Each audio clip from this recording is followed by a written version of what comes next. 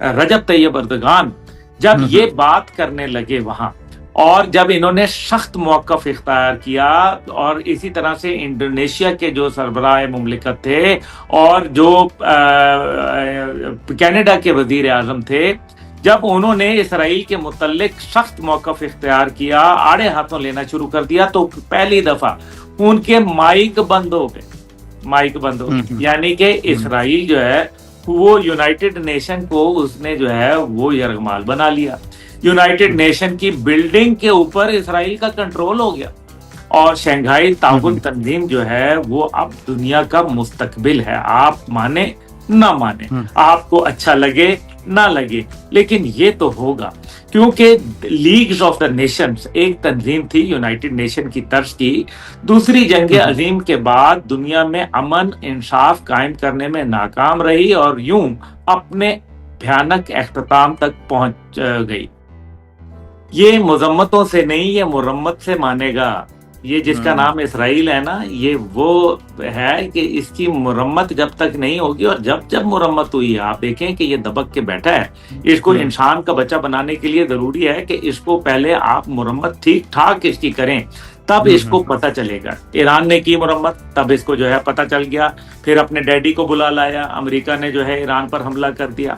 اب یہاں مسئلہ یہ ہے کہ اگر امریکہ اتنا ہی اس مذاکرات کے اندر سنجیدہ ہے تو محمود عباس صاحب جو کہ فلسطین کے صدر ہیں، ان کو ویزا کیوں نہیں ایشو کر دیا؟ حالانکہ U N G A, United Nation General Assembly جو ہے، یونائٹڈ نیشن ہیڈ کوارٹر جو ہے، اس کے اندر تو کوئی بھی جا سکتا ہے، اور اگر خاص طور پہ جو دعوت نامہ ہے وہ سیکرٹری جنرل انتونیو گوتریس کی جانب سے ہو، اور وہ ایک مملکت کا سربراہ بھی ہو، اور اس کو آپ دعوت دیں اور اس کا ویزا آپ امریکہ میں روک دیں، یہ کس طرف انڈیکیٹ کر رہا ہے؟ کیا آپ کو اس مذاکرات کے اندر جو ہے وہ کوئی سنجیدگی نظر آ رہی ہے، یا یہ مذاق رات ہے؟ تو یہ مذاق رات کی طرف ہے۔ جہاں تک وزیر اعظم صاحب کی بات ہے، شہباز شریف صاحب جو ہے وہ ان کی 36 سیکنڈ کی ایک ملاقات ہوئی، سوشل میڈیا پہ بڑے مخالفین جو ہے نا، ان کے پیٹ میں جو ہے مروڑے اٹھ رہے ہیں، وہ طرح طرح کے تانے دے رہے ہیں، لیکن میں شہباز شریف صاحب کے ساتھ کئی معاملات پہ اختلاف رائے رکھتا ہوں، لیکن میں صرف ایک بات کہوں گا، باڈی لینگویج آپ نے دیکھی تھی ہمارے وزیر اعظم صاحب کو، کہ قد میں بھی ان سے ڈونلڈ ٹرمپ سے جو ہے ان کے چھوٹے ہیں، کو کہ ملک بھی ہمارا جو ہے وہ مقروض بھی ہے، چھوٹا بھی ہے ملک، 4 لاکھ جو روپے ہیں، ایک بچہ جو ابھی ایک دن کا پیدا ہوتا ہے وہ 4 لاکھ کا مقروض پیدا ہو رہا ہے پاکستان میں۔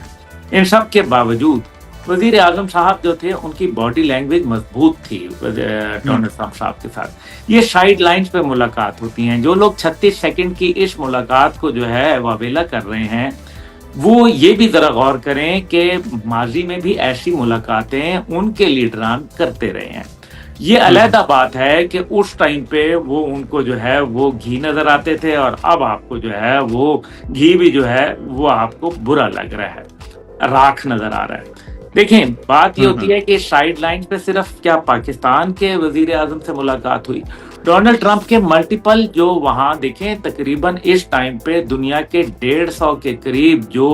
وزرائے خارجہ تھے، وزرائے اعظم تھے، صدور تھے، سربراہان مملکت تھے، وہ وہاں شریک تھے، اور ظاہر ہے ڈونلڈ ٹرمپ صاحب جو ہے وہ ایک امریکہ کے صدر ہیں، سپر پاور کے صدر ہیں، ڈومینیٹنگ پوزیشن رکھتے ہیں، تو یہ 30-40 سیکنڈ منٹ یہی ملاقات ہوتی ہے سب کے ساتھ۔ جو باقی آپ افریقی دیکھ لیں، کسی عرب کے ساتھ دیکھ لیں، ہاں جن سے ملنا ہے وہ علیحدہ ملیں گے۔ اب وہ جو ایک آپ نے کہا کہ قطر اور امریکہ جو ہے مل کر اس کی وہ کر رہے ہیں، سب سے بڑی بات یہ ہے کہ قطر نے ابھی ایک کانفرنس منعقد کی تھی، اس کا نتیجہ تو بے سود نکلا، لیکن اس کے نتیجے میں سعودی عرب اور پاکستان میں ایک دفاعی معاہدہ ہو گیا الحمدللہ، اور یہ معاہدہ جو ہے ابھی مزید ممالک کو شامل کرے گا۔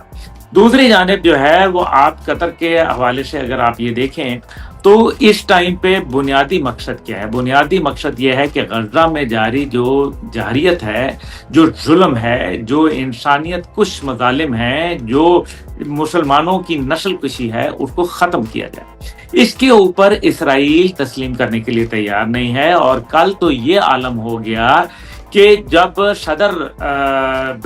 جو تھے رجب طیب اردگان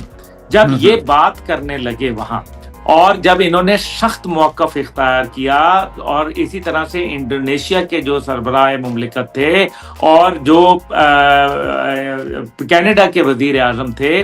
جب انہوں نے اسرائیل کے متعلق سخت موقف اختیار کیا، آڑے ہاتھوں لینا شروع کر دیا، تو پہلی دفعہ ان کے مائک بند ہو گئے. یعنی کہ اسرائیل جو ہے وہ یونائٹڈ نیشن کو اس نے جو ہے وہ یرغمال بنا لیا. یونائٹڈ نیشن کی بلڈنگ کے اوپر اسرائیل کا کنٹرول ہو گیا، اور یہی ہو گیا نا جناب. تو پھر اس کا تو مطلب یہ ہے کہ کیا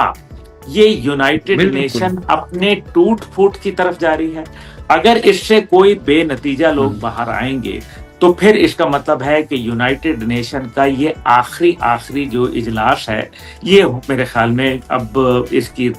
سلسلہ چل رہا ہے. SCO اس کے مقابلے میں ایک مضبوط تنظیم ہے، اور شنگھائی تعاون تنظیم جو ہے وہ اب دنیا کا مستقبل ہے. آپ مانے نہ مانے، آپ کو اچھا لگے نہ لگے، لیکن یہ تو ہوگا، کیونکہ لیگز آف دا نیشنز ایک تنظیم تھی یونائٹڈ نیشن کی طرز کی. دوسری جنگ عظیم کے بعد دنیا میں امن انصاف قائم کرنے میں ناکام رہی، اور یوں اپنے بھیانک اختتام تک پہنچ گئی. اور اب یونائٹڈ نیشن کا وقت ہوا جاتا ہے کہ وہ بھی اپنے انجام کو پہنچ جائے، کیونکہ یہ یونائٹڈ نیشن سے کم اور امریکہ کی ایک پراکسی، امریکہ کی ایک باندھی زیادہ ہے. اس لیے بہتر یہی ہے کہ اس قسم کے اگر واقعات ہونے ہیں، اسرائیل جیسا دہشت گرد ملک جو ہے وہ جہاں باولے کتے کی طرح ہر کو کاٹتا پھر رہا ہے، جب تک کہ اس کو لگام نہیں ڈالی جائے گی تب تک یہ معاملات جو ہے صرف نشستن گفتن خوردن بلکہ مہا خوردن اور برخاستن یہاں تک ختم ہو جائے گی. اب اس میں ایک بات ضرور ہے کہ فرانس اور جو برطانیہ، پورچگل اور دیگر ممالک کا شامل ہونا، مالٹا کا، لگزمبرگ کا، بیلجیم کا اور اندور کا، یہ تمام کے تمام ممالک جو ہیں انہوں نے اصل میں امریکہ کی پالیسی کے خلاف علم بغاوت بلند کر دیا ہے. تو یہ دنیا میں جب ظلم ہوگا نا تو پھر آپ یہ دیکھیے گا کہ یہ ایک تبدیلی آئے گی. ایک میں پچھلے پروگرام میں آپ کے ساتھ بات کی تھی کہ ایک گلوبل ورلڈ آرڈر لکھا جا رہا ہے، اور پاکستان اس میں لیکھک ہے الحمدللہ. تو اس گلوبل ورلڈ آرڈر، اس چینجنگ گلوبل ورلڈ آرڈر کے اندر پاکستان کا ایک مضبوط اور جامع کردار ہے انشاءاللہ، اور وہ وقت آنے پہ آپ کو نظر آ جائے گا. ویڈیو دیکھنے کا بہت بہت شکریہ. خدا حافظ.